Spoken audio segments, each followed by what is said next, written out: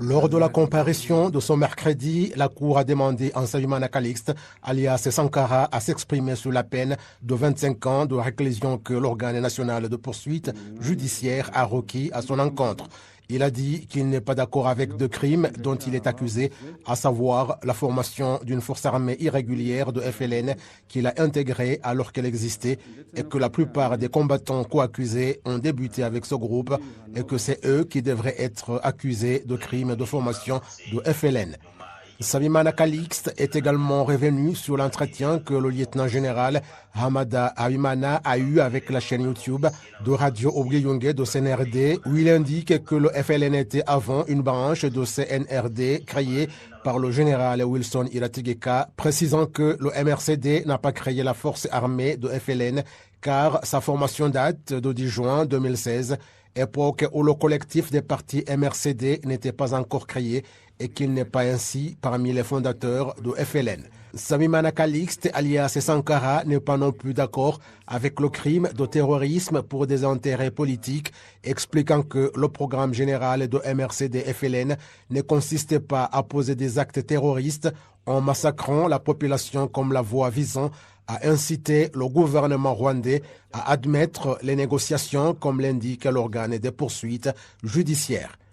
Nsabimana Calixte a dit que les attaques que ce groupe a menées sur le territoire du Rwanda ont été élaborées par Paul Rusesabagina, qui était le commandant suprême de MRCD-FLN, car il était son président conjointement avec le lieutenant-général Wilson Irategeka.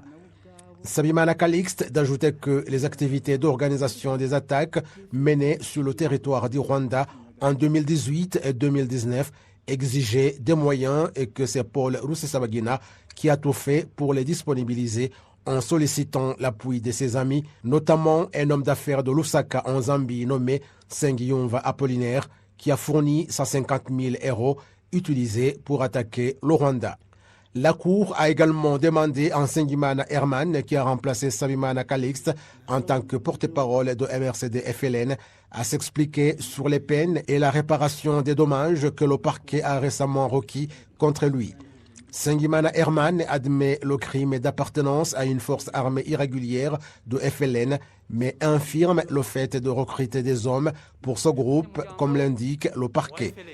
Avec son avocat, ils ont demandé à la Cour de l'acquitter, surtout qu'il ne comprend pas pourquoi le parquet a requis contre lui la peine de 20 ans et qu'environ 399 de ses collègues arrêtés en RDC n'ont pas été poursuivis et dit qu'ils ont été acquittés.